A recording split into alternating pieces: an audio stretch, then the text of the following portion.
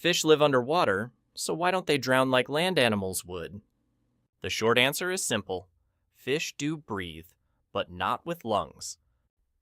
Water is not oxygen for fish. It is the environment they breathe through.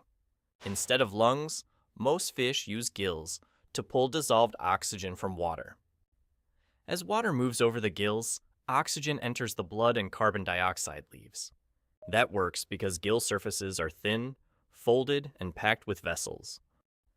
Fish still need a steady supply of oxygen, just like we do. If water lacks oxygen, fish can suffocate even while surrounded by water. Warm water holds less dissolved oxygen, which is one reason heat waves stress fish. Some fish compensate by pumping water over their gills faster. But faster breathing only helps if the water actually contains enough oxygen. Some species, like lungfish and bettas, can gulp air when water gets low on oxygen. That does not mean they stop being fish. It means evolution gave them backup systems. Humans drown when our lungs cannot move air. Fish fail when gills cannot extract oxygen. So fish do not drown in the usual sense, because they are not trying to breathe air.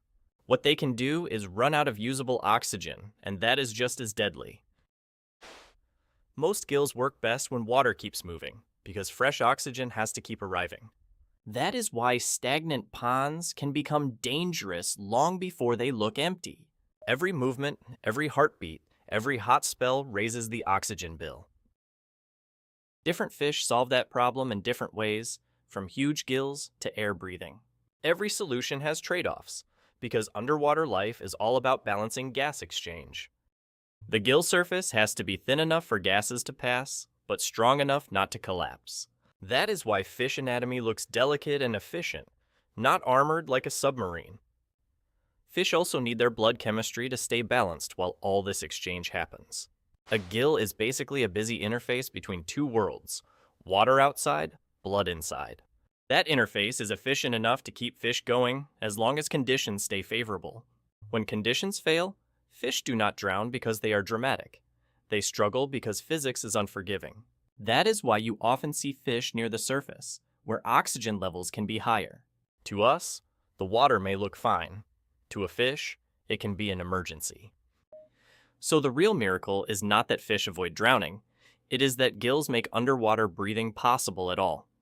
That solution has been refined over millions of years in countless species.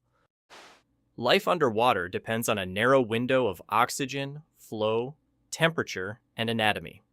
That is why fish vary so much. The same problem, solved with different bodies. Drowning is really about failing to get oxygen from your environment. For fish, the environment is water, and the breathing tool is the gill. Once you see that, the question changes from why fish do not drown to what lets them breathe here. Fish do not magically ignore drowning. They are built for a different breathing problem. When oxygen is available and gills can work, fish thrive. When not, they suffocate. So fish do not drown because they were never trying to breathe like we do. The better question is how cleverly life can adapt to the medium it lives in. In that sense, gills are not a workaround. They are a masterpiece of underwater engineering. Fish survive where we would suffocate, not because the rules disappear, but because they found another way to play by them.